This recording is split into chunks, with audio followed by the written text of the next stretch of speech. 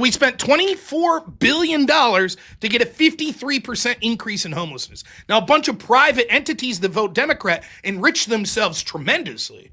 It turns out that you were absolutely, completely 180 degrees wrong. You talked about misallocation of resources, right? How much just in the Somali daycare fraud alone has been misallocated? Billions? I couldn't tell you. We haven't gotten through all the investigations yet. Right. So according to the GAO, they estimate that $186 billion across 64 programs, up to 24 of 15 agencies were improper payments. Cumulative from 2003 to 2025. You know how much the GAO says has been given out in improper payments? $3 trillion. $3 trillion. Now, do you want to, how much is a trillion compared to a billion? Do you know? About the same magnitude. Yes, right. I'm having fun, by the way. But so when we talk about misallocation of funds, talking about Trump making $1 billion, even if it was totally corrupt, a drop in the fucking bucket to how much money every year is fraudulently spent. When we look just at the PPP loans, there's an estimation that some like hundreds of billions of dollars, maybe as high as 30% of that money was given out fraudulently. Trump's administration came in and started aggressively investigating that.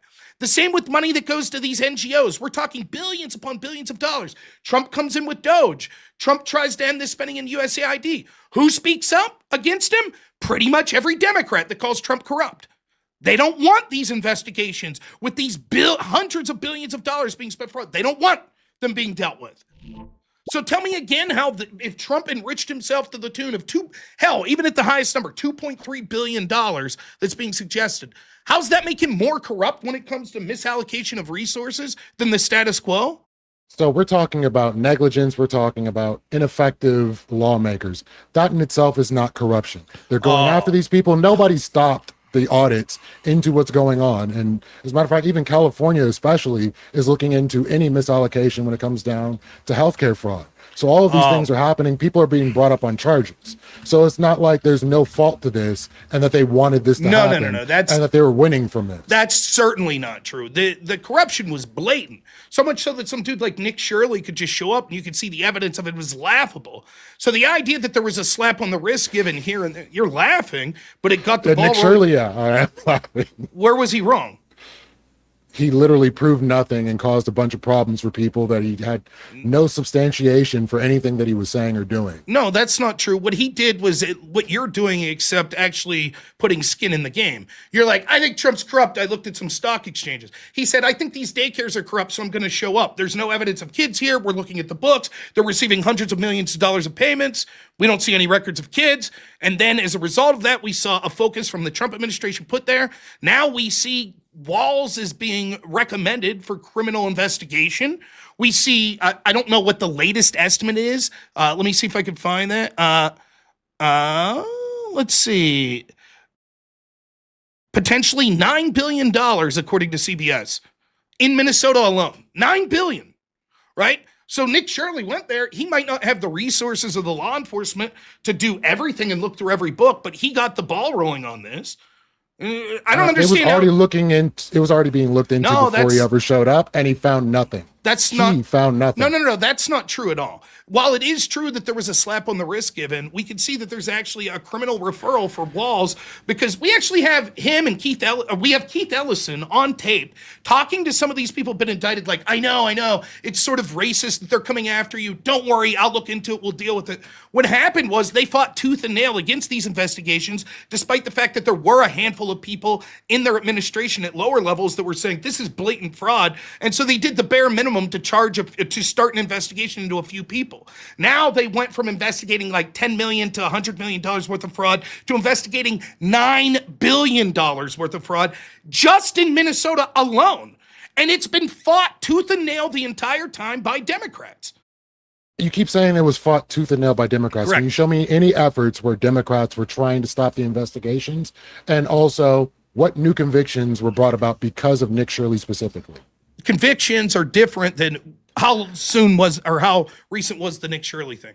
Do you expect someone to be convicted in 3 months?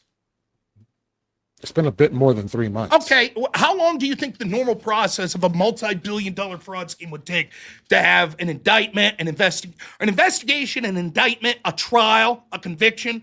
4 months? It could take anywhere between 6 months and a year. I think but there were already 80 arrests before Nick Shirley ever showed up in town. What we can see is that there's far more. And not only are there far more that expanded the investigations, we can see that actually people like Walz are being referred.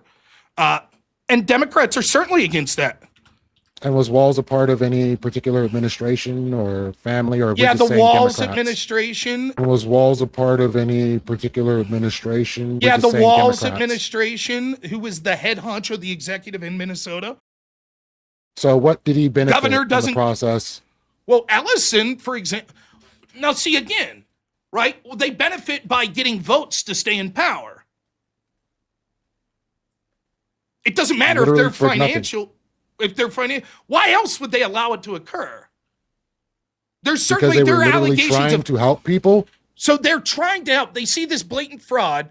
They're trying to help. So they're on tape saying, "Yeah, we think this is possible. Racist. We'll do whatever we." We can see over and over Democrats, and apparently yourself, flipping out when Nick Shirley was putting the spotlight on how blatant this fraud was and how this money was, or how much money was going into it. Governor Walz and allies called the federal actions a PR stunt and politicization, says the BBC. They highlighted the state-referred case. They said that it was racist. That was Walz and Ellison that said that. Democrat Oversight Committee argued there's no evidence whatsoever. They say the investigation into Walz is political. Last time there was findings, I'm not seeing any. Any findings of what? In regards to Walz, them trying to stop any investigations, like I'm not seeing anything. There's accusations and nothing of substance. On June 9th, 2026, J.D. Vance referred Walz, a Minnesota Attorney General, to the Department of Justice for a criminal fraud investigation. This was prompted by Republican-led House Oversight Committee alleging they knew about the widespread fraud and service programs, including the child care, but refused to stop it, retaliated against whistleblowers, and misled investigators. It's from NBC. So they were retaliating their allegations. They retaliated against whistleblowers. They knew of the fraud and continued to allow it to go. And now they're being referred criminally. So this is what I'm saying. A federal judge halted the Justice Department's effort to subpoena Walz, calling the DOJ's justification extremely weak to non-existent and ruling that the materials largely related to constitutionally protected political conduct. Yeah, sure. A federal judge, like, one of the hundreds that overrule Trump on anything he does. If he tries to chew bubblegum, they say he can't do that. And they've been criminally referred, and there's plenty of evidence that has came up that whistleblowers claiming that they were attacked because they were speaking up against this. We see the scale of it and how the scale of the investigation is far better now and broader than what was being done under the Walz-Ellison administration. That's just, by the way, Minnesota. Again, we can see now that, again, Nick Shirley, just him alone, pointed out the hospice fraud that we see in places like California. You mentioned California. You said there's investigations in California. Take a guess. How much money can California not account for that they've spent, let's say, on high-speed rail or on the homeless problem? Want to take a guess on how much money they've misallocated? It's reported as billions, and it's all being looked into by committees. So I think they'll come up with an answer. Billions of dollars. How many billions? More than 2 billion? Couldn't say. But yeah, in regards to this, the Justice Department is not conducting a criminal investigation, but is instead using a grand jury process for other unlawful purposes. So, like the same reason that literally we're charging James Comey for seashells in the sand depicting numbers. Like, you can bring up charges against anyone. Your opinion is that these charges are fraudulent. My opinion, particularly on the Walz case, is that they're not, that they're worthy of an investigation. And when we're talking, so that's just, real quick, so we already got the GAO said that they expect possibly, what was the high number? GAO says that the numbers, $3 trillion since 2003 in misallocation of funds. And they estimate that it could be 233 billion to 521 billion annually. And we know, So- like, we could see, I know that there's this attempt to rewrite history, like, oh, no. Democrats were absolutely for the Trump administration looking into misspending of money and fraud and money going to NGOs. That's not true. Everyone watching knows it's not true. They fought tooth and nail. They say anytime Trump looks into this fraud, it's partisan because the majority of that money is going to institutions that they like, NGOs that they like, etc. And we're talking, you're up in arms about, at best, $2 billion that Trump and his allies have benefited from. Meanwhile, when it comes to hundreds of billions of dollars a year of money being misallocated, you're like, That's So exactly here's what my I'm looking point at. is. Here's what I'm looking at. The entire state of California over a 5-year period can't track or account for about $2.3 billion. Within less than 2 years, Trump made $2 billion. So we're talking about a 5-year period in a homelessness project that they're going to find the money for. They're going to be doing investigations. This isn't just like, oh, pay for play, this or that. This is clearly them trying to work on the homelessness issue because the reason why they're trying to work on it is because the Olympics is here 2028. So it's not like they're just doing it for nothing. I'm reading between 2019 and 2024, according to this sort, this is the Hoover Institution, $24 billion. Was spent You're out? without proper tracking. Right. They can't account for 2.3 billion. Okay, That's so what they can't account for. 24 billion, and just because they could track it, it went to institutions and stuff that personally benefited greatly. The problem hasn't been solved, it's been exacerbated. So $24 billion, similar with the high-speed rail. You'll say that's not corrupt. For example, let's take an easy example. There was a company under the Obama administration called Solyndra. They were a green energy company. They lobbied and were friendly with people in the Obama administration. They were given a contract for $500 million. They produced nothing. They walked away with the $500 million. But you would say, well, that's not corrupt because they tried. No, what I'm telling you is that there's been a sharp drop in homelessness in California due to these efforts. It just took time. There's been a drop since 2019 in homelessness in California. Since 2016. Okay. Recent reports show unsheltered homelessness dropped by between 6 and 9% in many areas. Year over year? Or how many homeless people in California when you said since 2016 it's dropped? Right. Okay. So we'll see. Maybe you're right. I would be shocked. I do not believe that's the case.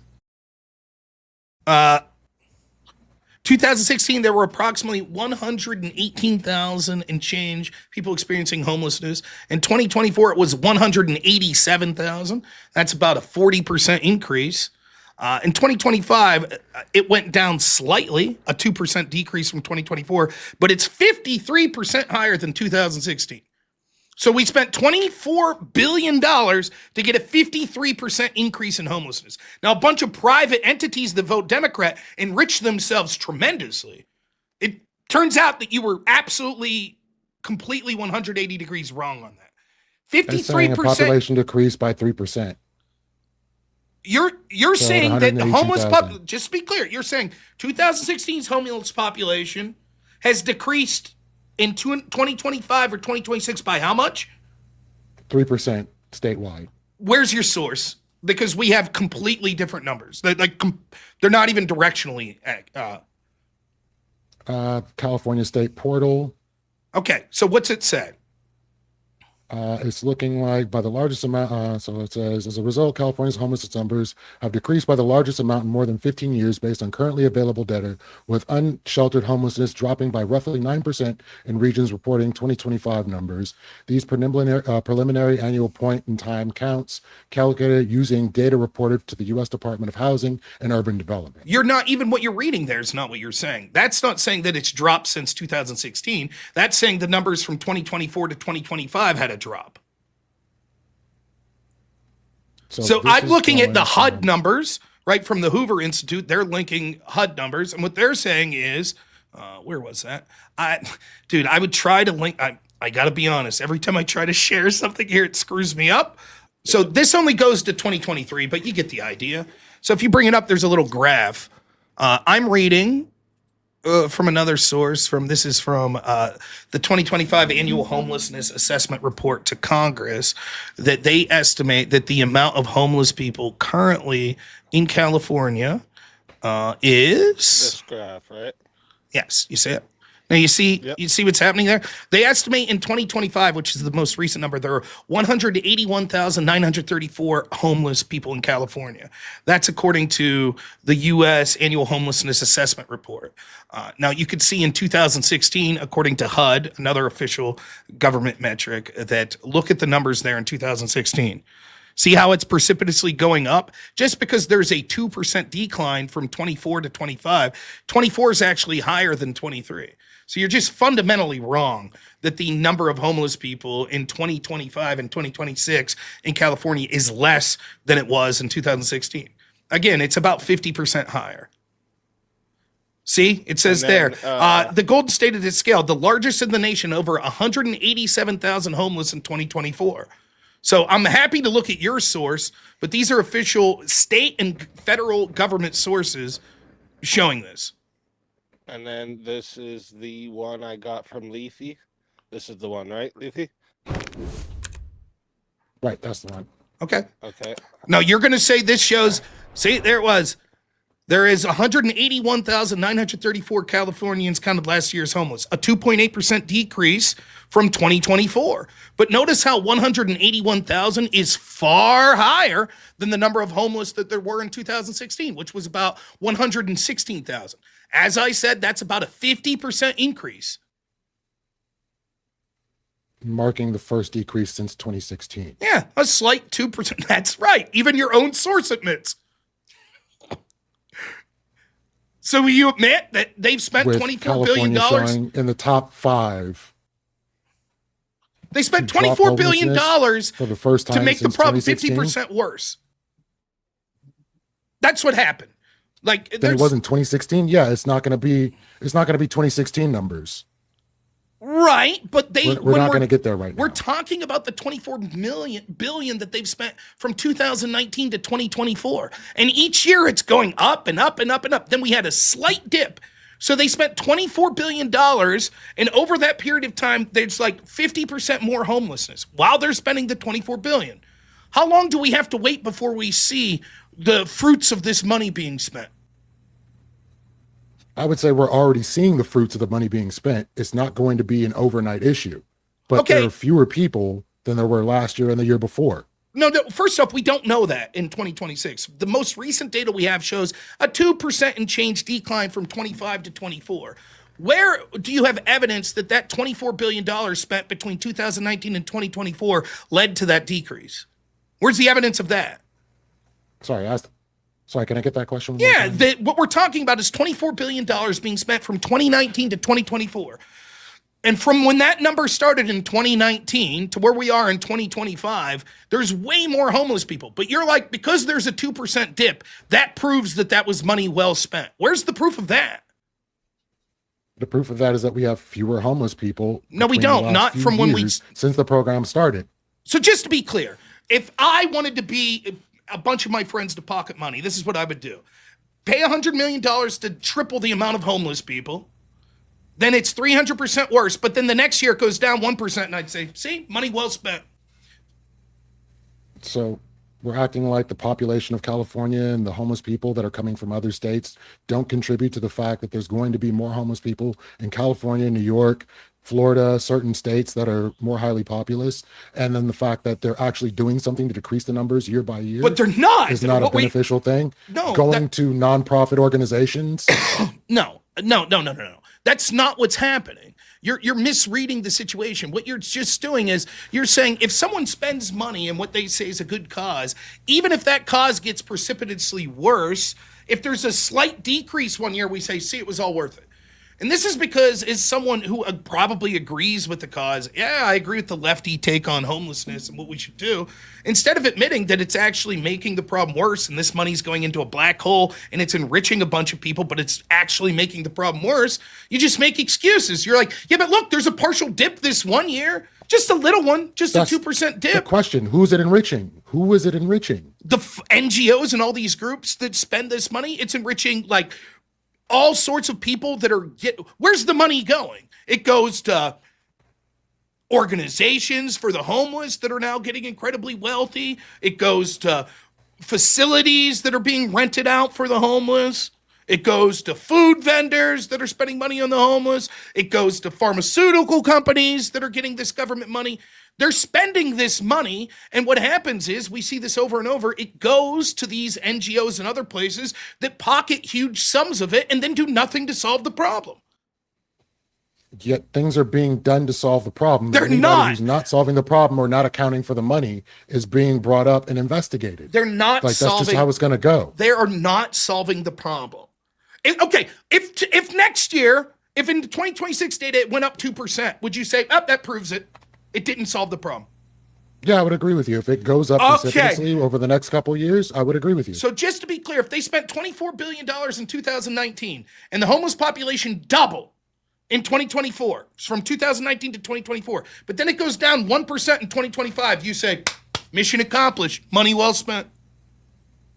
Yeah, if it goes down by points by year, I have to say it's not. It's effective. Over the course of the time of the spending, it's gone up 50%. Just because it went down 2% one year, it's still net up 50%. It's from what I'm seeing, it went down from 2024, 2025, and we don't have the numbers for 2026. Yes. So it's multiple years showing a trend downward. No, that's 1 year showing a trend down year. 24 to 25. From 2019 to 25, it went way up. From 2016, when you said to start looking up, it's up 53%. And they've spent billions of dollars on this every year. This is the government in general, the waste. Again, we go back to the GAO. They estimate that as high as $200 to $400 billion a year in fraudulent payments.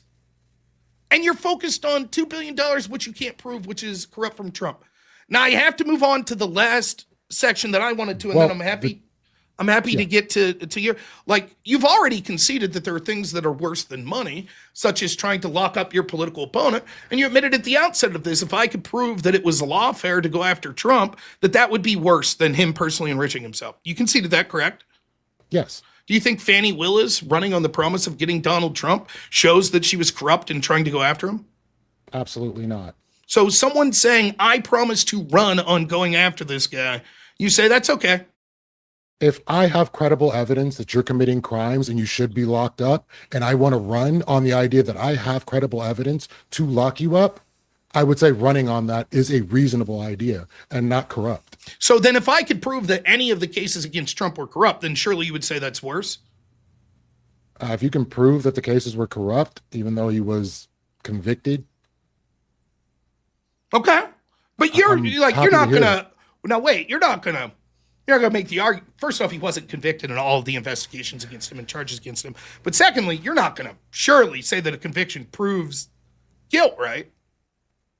In this case, I'm going to say for the charges he was convicted of, I have to agree with the courts. No. You could say you agree on this particular case, but you're not going to make the claim that if someone's convicted, then that's it. That must mean they're guilty, right? Well, they have options to file appeal. And so if you're able to file an appeal and even still post appeal, just to be clear, so then you don't buy when people say that Jim Crow, that they went after black people and there were corrupt jury. You don't buy any of that, right?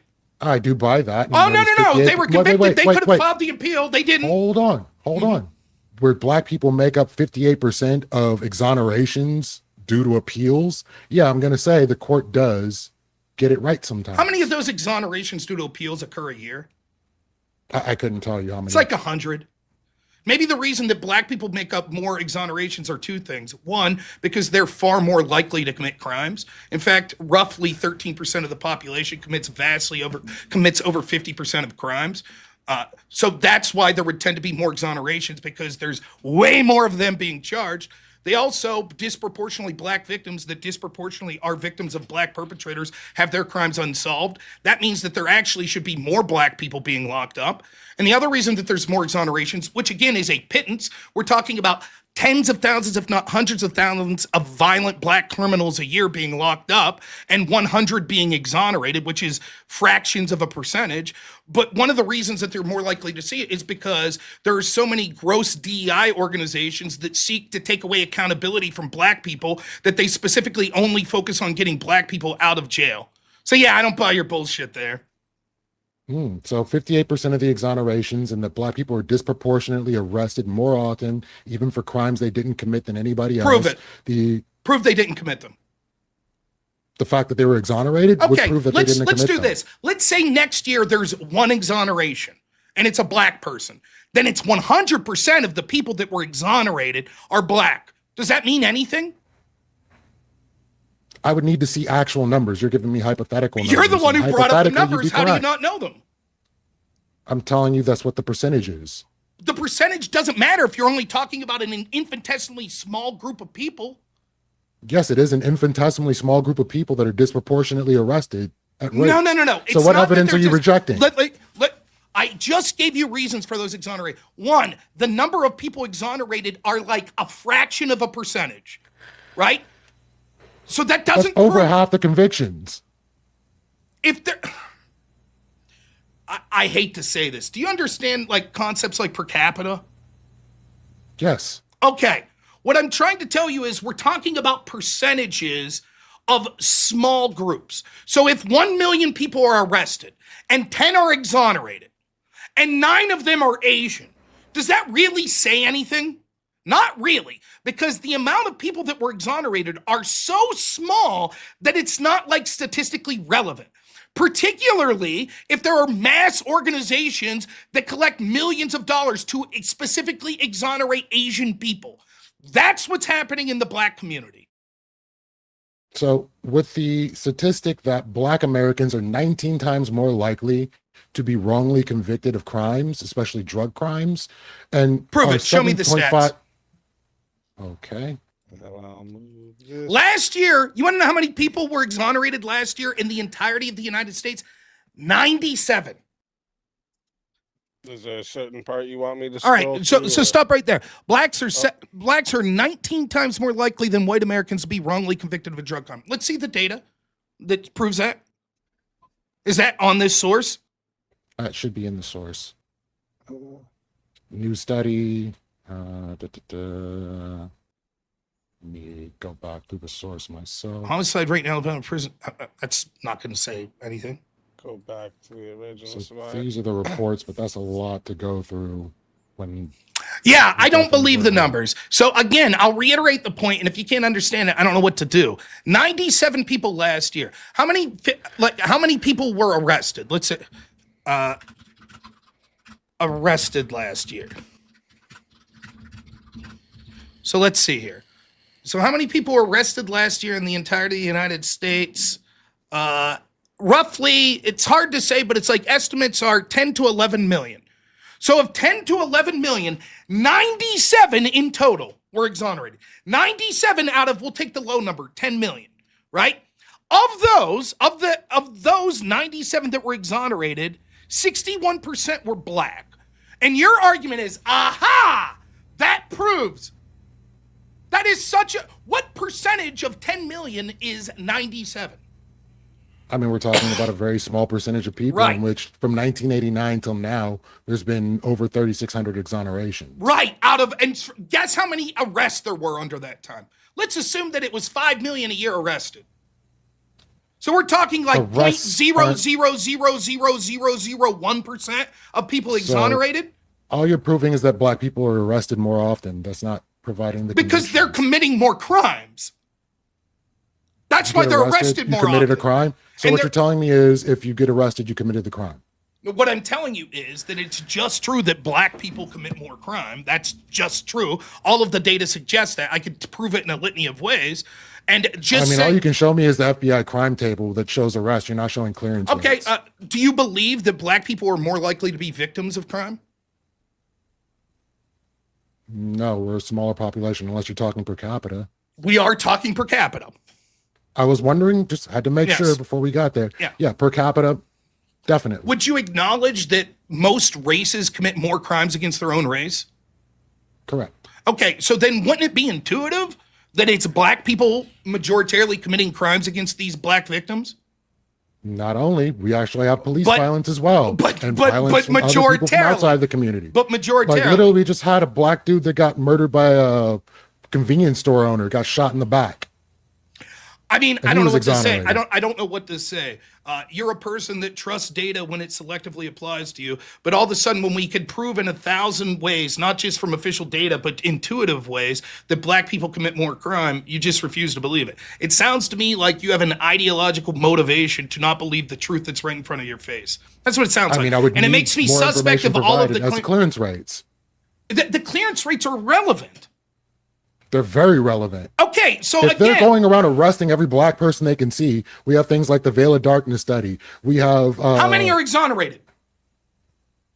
like I said, 3,600 from Out of how many 1989 blacks till have now. been arrested over that period of time? That's only those that have been convicted. We're talking arrest versus conviction. Okay, how many which have is been? why I need How many clearance blacks? rates. How many blacks have been convicted over that period of time? Can you give me that information? Do you have a? I will look it up. Do you have a general guess?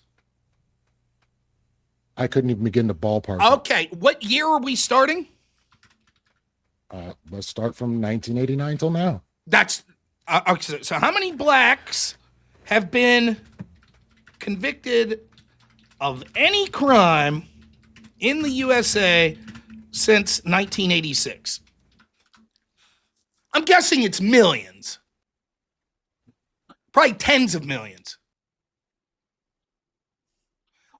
It says it's difficult. No one keeps stats like this, but given that 500 to 600,000 black people are incarcerated in any given day, they estimate that over 100 million black people have been arrested over that period of time. Now, your argument is because out of that 100 million, 3,600 have been exonerated.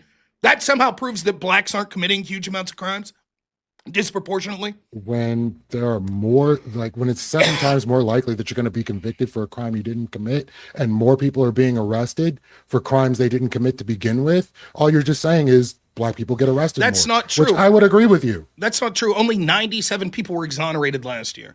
So it's not that more people are being arrested for crimes they didn't commit. It's actually to the contrary. And it's still blacks disproportionately. All the statistics show this. For example, blacks, depending on the year you look at it, a black individual is 27 to 40 times more likely to commit an act of violence against a white person than vice versa. Blacks are the only group that are more likely to commit an act of violence against a race that's not their own. In this sense, whites do tend to commit, just raw numbers, more violence against whites, blacks against blacks, Hispanics against Hispanics. But you know what the number one group that commits violence against Asians are? It's not Asians, it's blacks. They're the only group with that displeasure to actually be so violent that they're more violent than Asians are against themselves. So all the data shows this. Hell, we even had a black guy at Harvard when all of this, Black Lives Matter bullshit was going on, that did a study that actually showed that he was shocked to see that actually unarmed whites were more likely to be shot by the police than unarmed blacks. I would need some data on that. I do not Find it believe if you like. But nonetheless, it's getting apart from what we're talking. But I think this is important context. And I actually enjoy this because I think it's more interesting as a debate framing. But you can see where because you want to run from Trump's corruption. And you No, want to get into like to the minor contrary, things that are going on to the everywhere contrary, else. it speaks exactly to the framework that you have in excusing corruption and manipulating data in ways that you see fit.